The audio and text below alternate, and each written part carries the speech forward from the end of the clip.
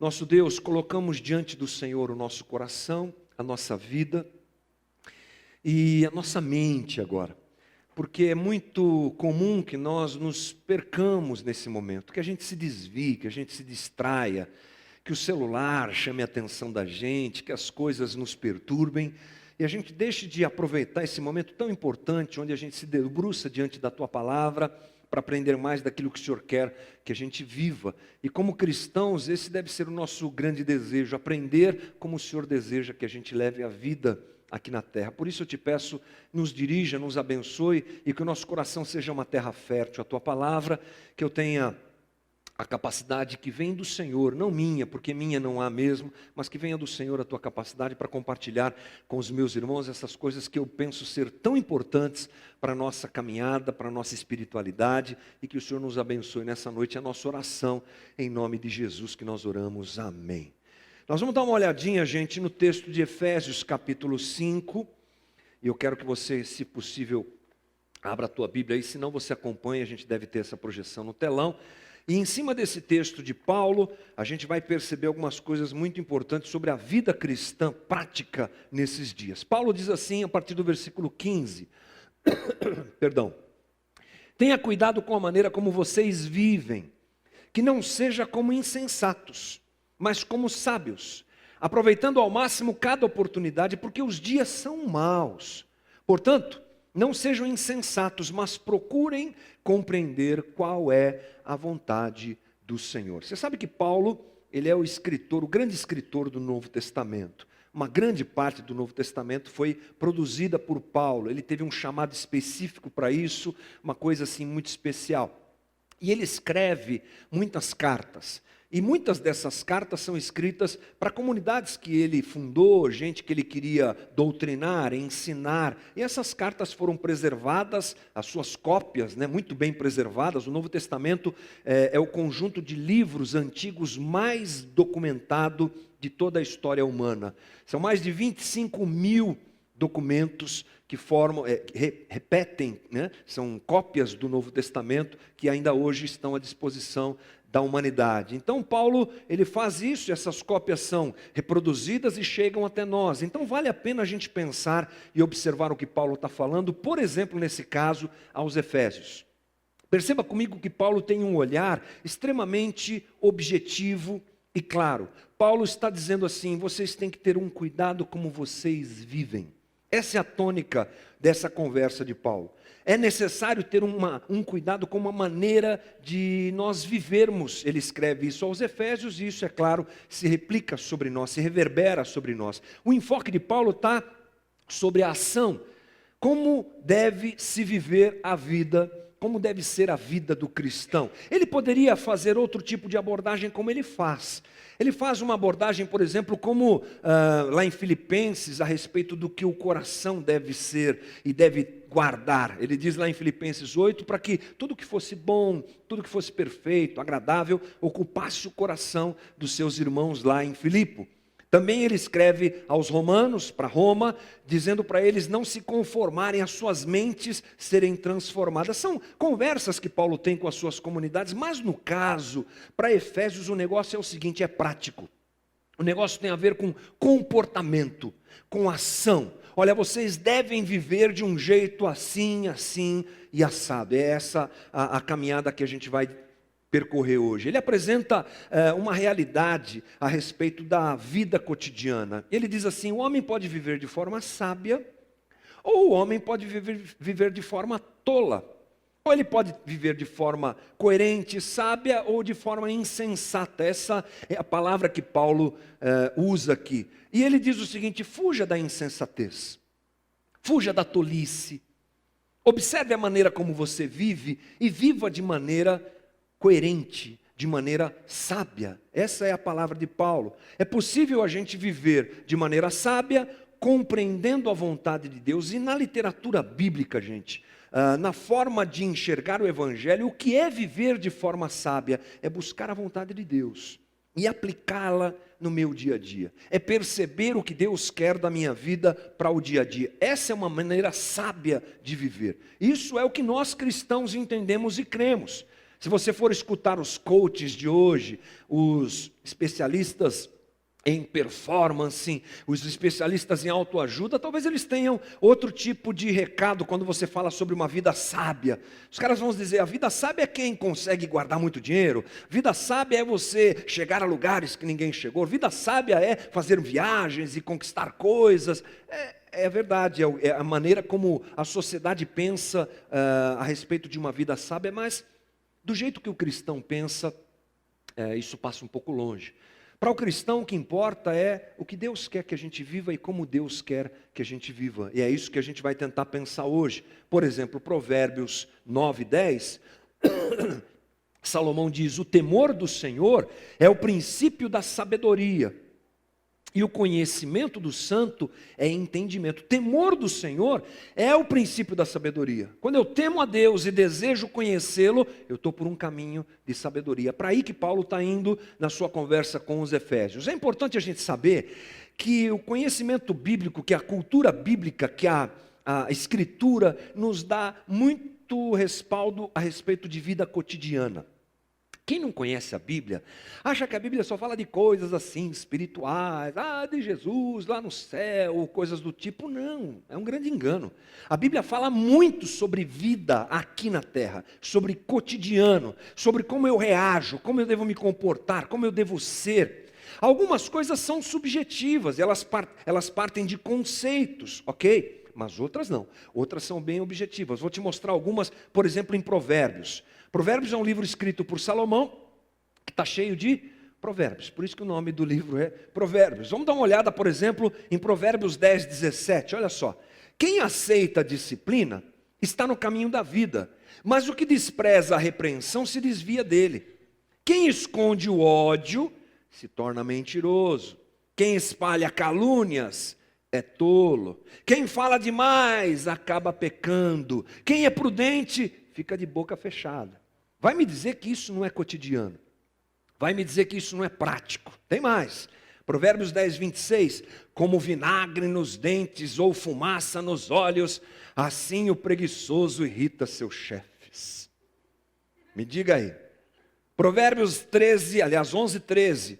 O fofoqueiro espalha segredos, mas a pessoa confiável sabe guardar confidências. Dia a dia. E mais, essa aqui é ótima.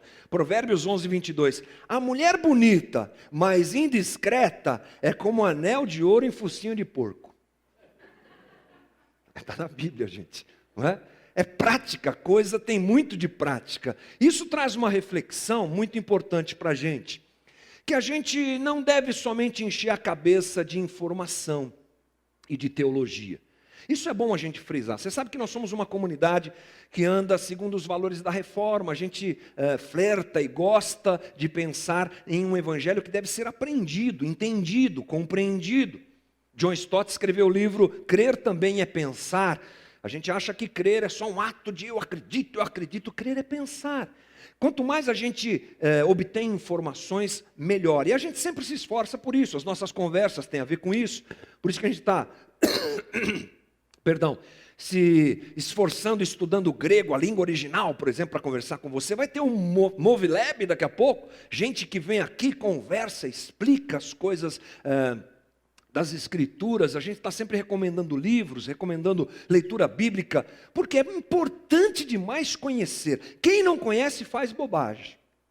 Quem não conhece está arriscando a sua relação com Deus e com o Evangelho, porque se torna mais suscetível ao erro. É claro, quem não sabe, erra mais. Por isso a gente deve saber e conhecer. A gente teve aqui ontem, como o Sandro falou, o nosso curso de capelania hospitalar. Foi incrível. O Sandro foi econômico, foi demais. O pastor Nino é uma figura, 29 anos de capelania hospitalar. E resumindo o curso, ele nos ensinou o que a gente não deve fazer. Que um monte de gente faz achando que está certo, mas não deve se fazer. Gente que não tem conhecimento, que, por exemplo, ele contou várias histórias, você só vai conhecer todas quando a gente fizer o próximo curso, mas uma delas me chamou a atenção pelo grau de absurdo. O irmão teve uma revelação de que tinha que dar ceia para um irmão que estava em coma, hospitalizado em coma. Como é que você dá ceia para o irmão hospitalizado? Não tem problema. Ele foi lá, pegou o pão, esfarelou o pão, abriu o negócio do soro, colocou dentro, colocou o vinho dentro do negócio do soro para o irmão tomar a ceia. Simples assim. Quem não conhece, é claro que é um exagero de colocação, mas está suscetível a praticar essas coisas esquisitas. Por isso que a fé das pessoas é esquisita. Por isso que elas focam em coisas que não devem focar, acreditam no que devem, naquilo que não devem acreditar, porque não conhecem. Ok, conhecer é importante, vamos atrás do conhecimento, maravilha. Mas só conhecimento é um problema. Um outro lado disso é aquele que enche o cabeção de conhecimento, mas não o vive.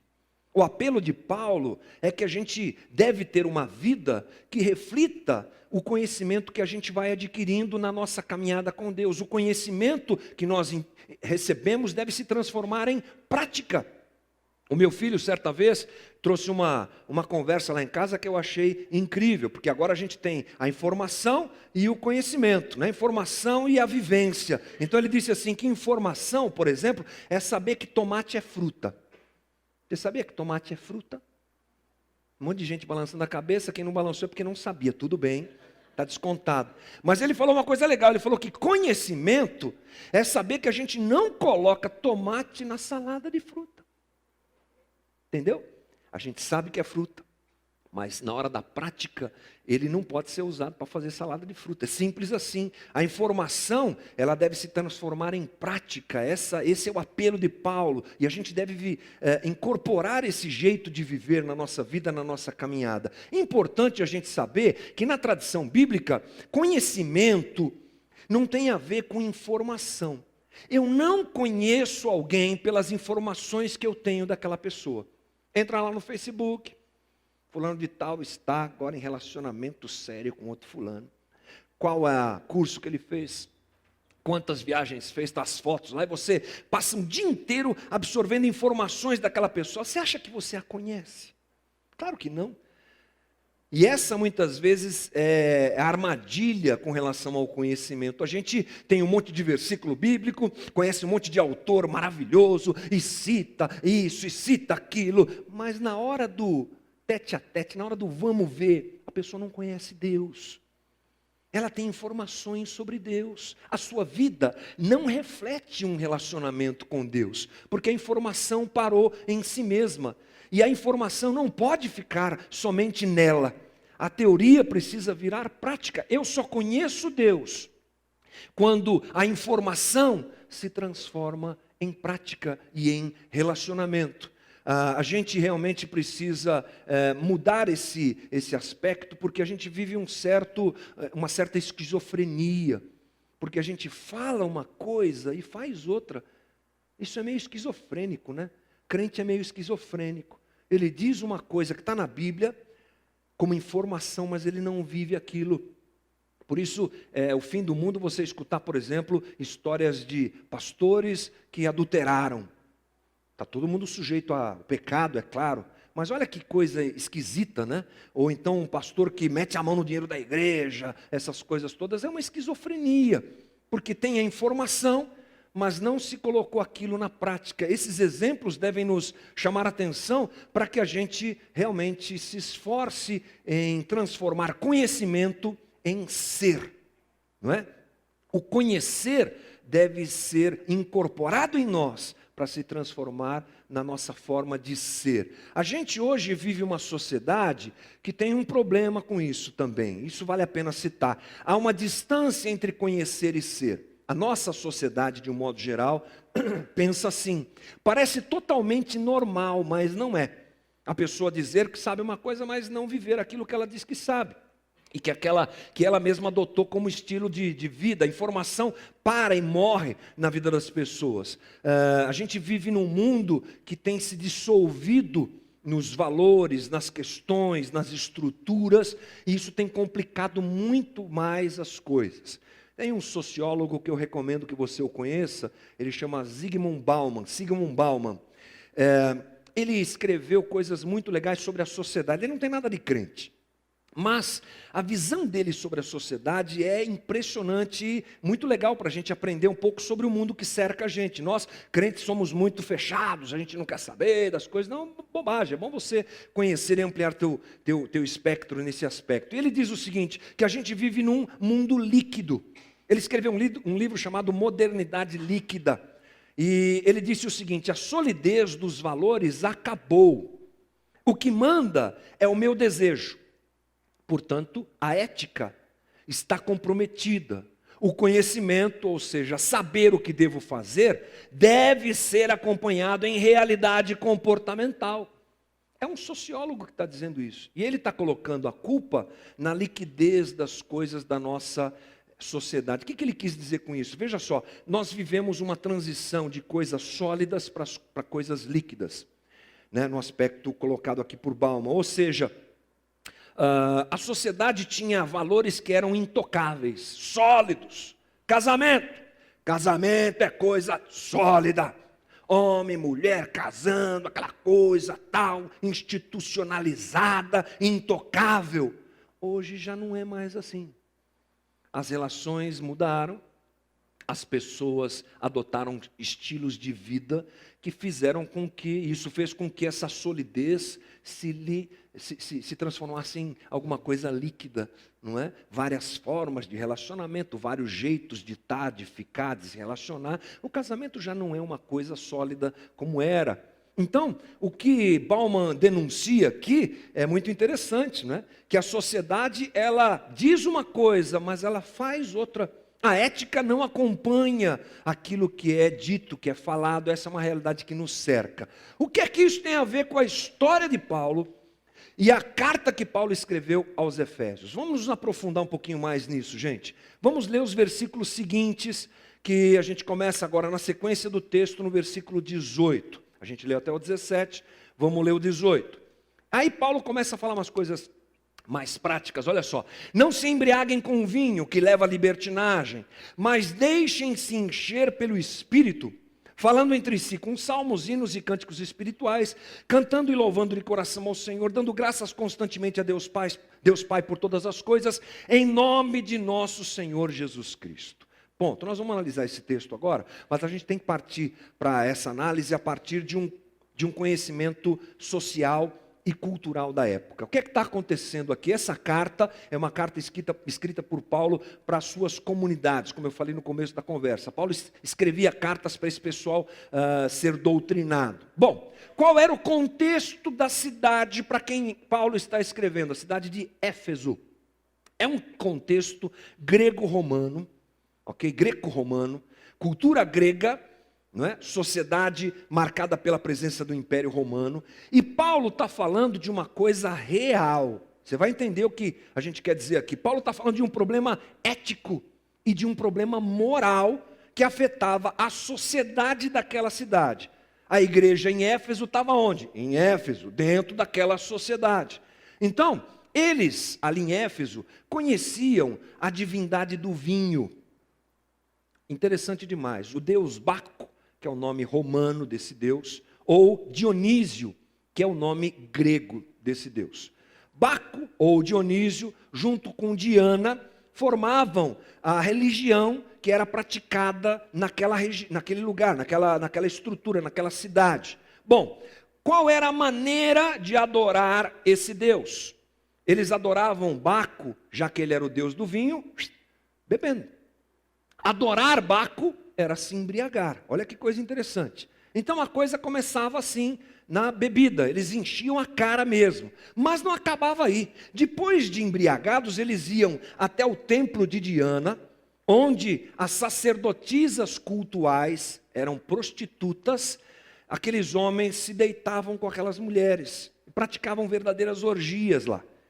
Então olha só que coisa interessante. A adoração a esses deuses era assim, a cidade vivia nessa loucura toda, enche a cara e vai lá para o templo e deita com a sacerdotisa, com a prostituta cultual. Sabe qual é o problema dessa situação, gente? Ela nos choca, né? Como assim? Meu Deus, que pessoal pervertido, esses são primitivos. Mas para eles não. Para eles estava tudo bem. era uma realidade cultural, religiosa e socialmente aceita. Todo mundo fazia isso, você está entendendo? Assim como tem umas coisas que a gente faz também. Elas são culturalmente aceitas, elas são socialmente aprovadas e até mesmo religiosamente aprovadas.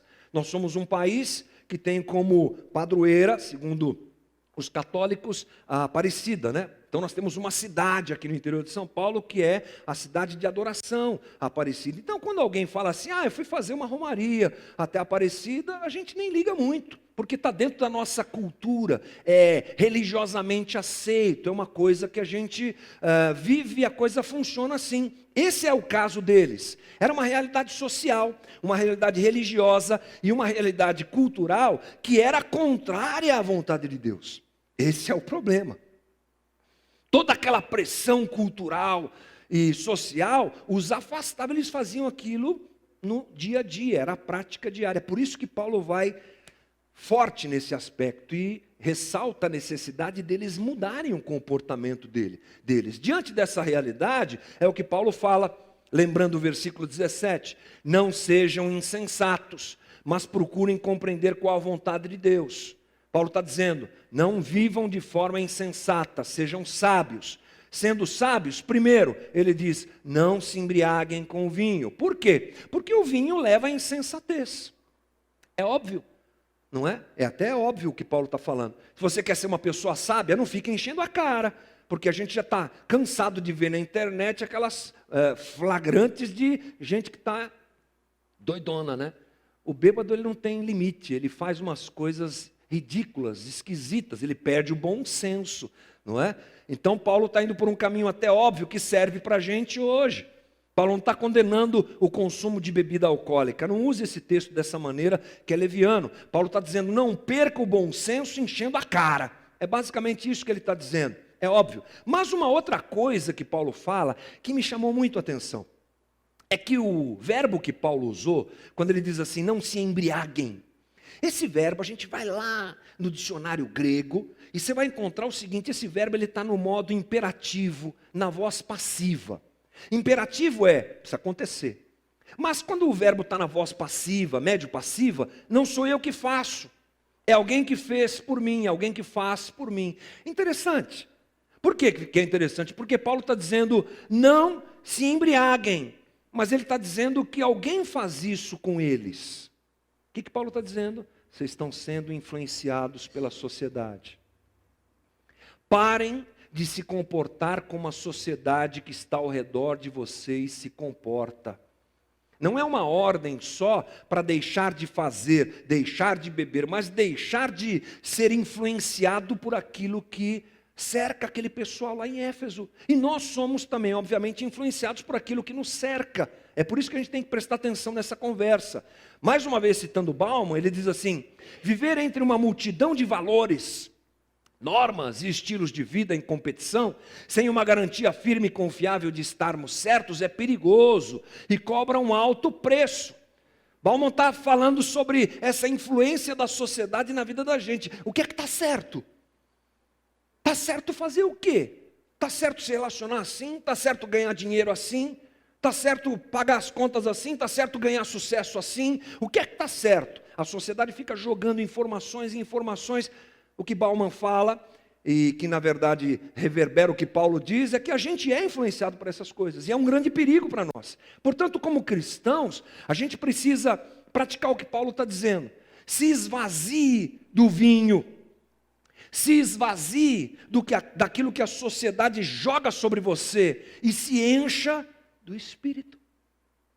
Só pode se encher uma coisa quando ela está vazia. Se eu estou cheio dos valores e verdades da sociedade que me cerca, como é que o Espírito Santo vai me dizer qual a vontade de Deus? Se para mim o importante é o que as pessoas dizem, se para mim o importante é agradar as pessoas e essa sociedade, ficar procurando como ser feliz do jeito que as pessoas procuram hoje, longe do Evangelho, como é que o Espírito Santo vai me ensinar qual é a vontade de Deus? Por isso a gente precisa se esvaziar. Eu só conheço Deus e só vivo uma vida que reflete informação, em verdade, me esvaziando. A gente tem que ser diferente. A gente pode ser igual porque a gente usa a mesma roupa que todo mundo usa, que bom. A gente pode ser igual porque a gente pode ter um carro igual todo mundo tem, que bom. A gente pode ser igual em muitas coisas, mas a gente precisa ser muito diferente em muitas coisas. E as armadilhas, elas estão aí, elas brotam no celular da gente, elas brotam nas companhias que a gente tem, elas brotam nos convites que a gente recebe, elas brotam nas reações que nós precisamos ter diante da vida e das dificuldades da vida. Portanto, a gente precisa tomar cuidado mesmo e viver de forma diferente, analisando o caminho que a gente vai, as escolhas que a gente faz. O terreno que a gente está não é dos melhores, gente. O terreno que a gente está não é dos melhores. Tem uma lama aqui, uma lama. E a gente tem que tomar cuidado por onde a gente anda. A gente anda no meio da lama sim, mas com o desejo e a intenção de não se sujar e de ser diferente. Esse é o chamado que Paulo nos faz, o chamado que o Senhor faz através dele. Mas o texto continua. E aí Paulo vai trazer para aquele pessoal em Éfeso, e eu vou tentar reproduzir isso aqui para você, três situações que essa espiritualidade vivida, quando eu me esvazio daqui e me encho e sou enchido pelo Espírito Santo, não é? Essa espiritualidade prática evidencia. O que ela traz à tona? Três coisas básicas. Primeiro, a diminuição do individualismo e o aumento da coletividade. A importância do individualismo diminui e eu fico mais voltado ao coletivo. Olha o que Paulo diz no versículo 19. Falando entre si, com salmos, hinos e cânticos espirituais, cantando e louvando de coração ao Senhor. Pare de se embriagar, se esvazie dos valores dessa sociedade, deixe-se encher pelo Espírito Santo e comece a viver em comunhão. Menos indivíduo e mais coletividade. É um conselho para uma reunião cristã. E você há de convir comigo que, observando uma prática como a do pessoal lá em Éfeso, de encher a cara e ir transar com a sacerdotisa, o que é que você encontra nisso aí? Individualidade. Só. É só uma autossatisfação. Só isso que preocupava aqueles caras. Paulo fala, pare de fazer isso. Comece a pensar no outro. Comece a pensar no coletivo. Comece a enxergar a vida, levando em consideração as pessoas que estão ao teu redor. Na prática dessa liberdade, na prática dessa libertinagem que eles praticavam, o alvo era a satisfação pessoal. E Paulo está dizendo, desmonta isso. Para com isso. E começa a viver olhando ao seu redor. Há uma individualidade, um individualismo, melhor dizendo, presente na nossa sociedade de uma forma absurda. E a prática cristã deve ser aquela que nos leva a um comportamento contrário a esse. A modernidade é a época do individualismo, não se engane. A gente anda com as pessoas, anda perto das pessoas, pega o metrô, mas é todo mundo individual. O Bauman, mais uma vez citando ele, diz assim, o homem moderno nega toda a ligação de subordinação às instituições sociais, abdicando assim das crenças, das regras, dos valores impostos por elas, guiando-se na sua visão pessoal. É o tempo em que a gente vive hoje. Não quero saber o que dizem, não quero saber o que pensam. O que importa é a minha pessoa, a minha interpretação da vida, a minha satisfação pessoal. E a gente se esquece, e Paulo nos lembra isso lá em 1 Coríntios, que nós precisamos efetivamente viver em comunhão, porque somos um corpo. A sensatez, ou a sabedoria bíblica, tem como resultado o coletivo. É a gente se abraçando um ao outro, a gente dividindo a vida um com o outro, e assim a gente toca a nossa vida praticamente e biblicamente falando nisso.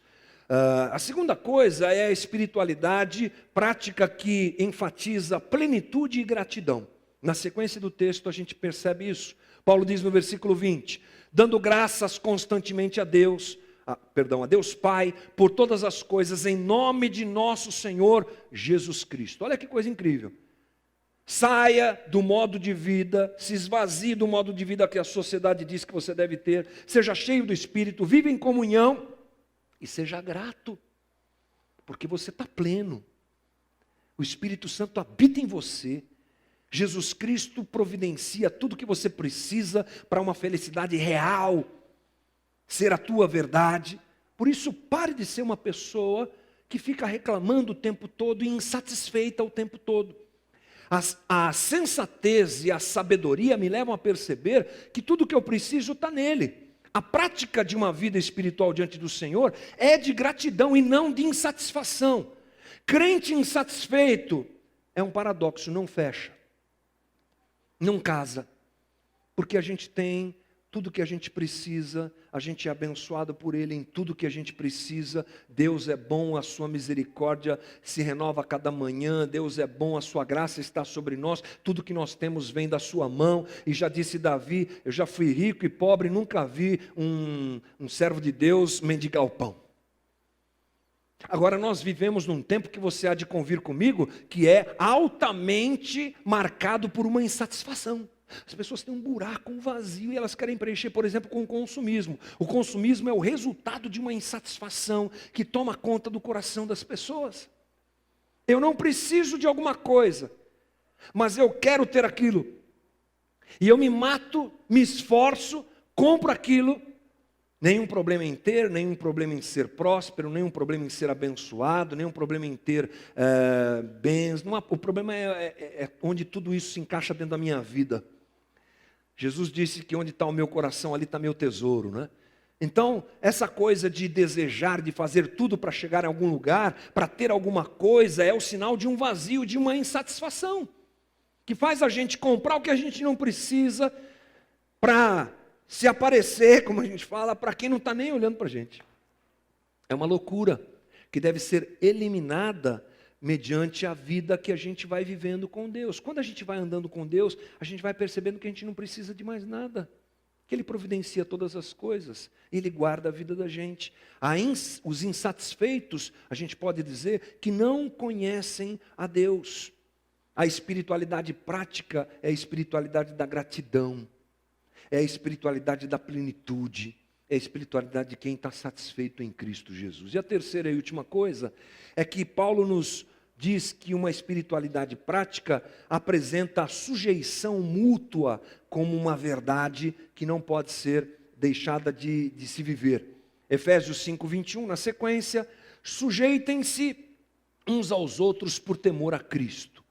Quando Paulo fala isso, ele fala isso para uma sociedade bem dividida.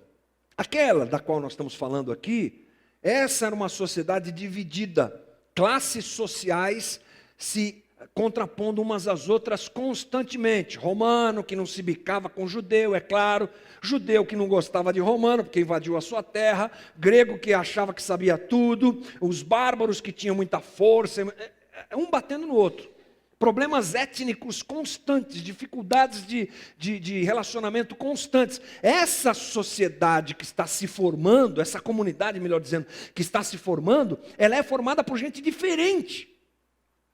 Romanos estavam lá, gregos e bárbaros estavam lá, judeus se enfiaram lá no meio também.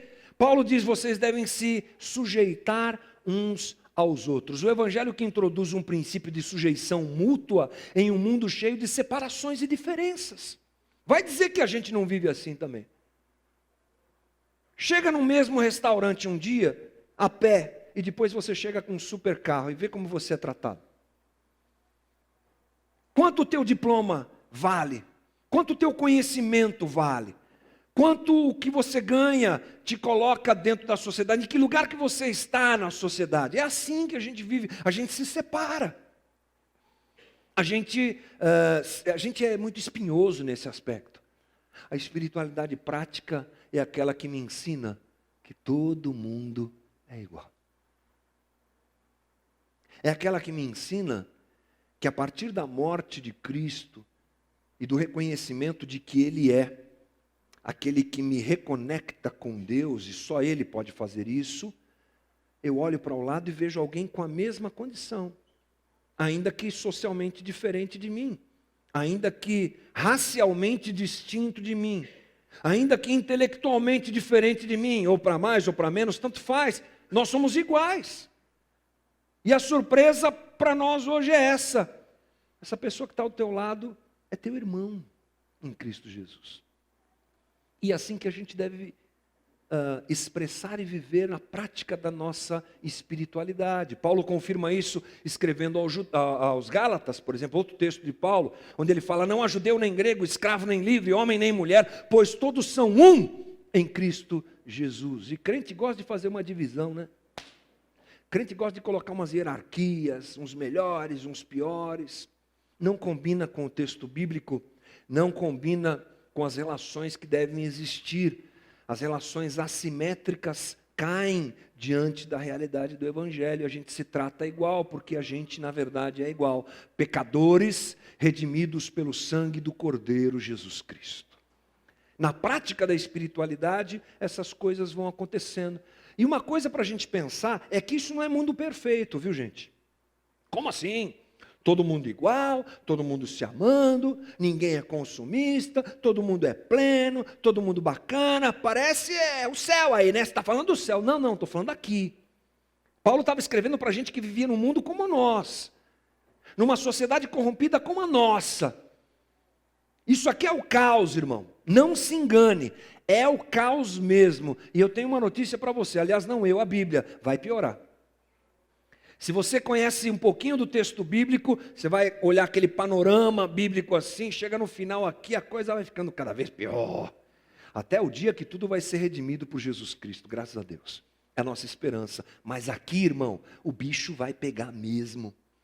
Então o convite de Paulo, a repreensão de Paulo, o ensino de Paulo é: no meio desse caos, irmão, para de ladainha, para de discurso vazio, para de bobagem, e vai viver o Evangelho de Cristo na realidade, perdoando uns aos outros, sendo pleno e satisfeito em Cristo Jesus, não é?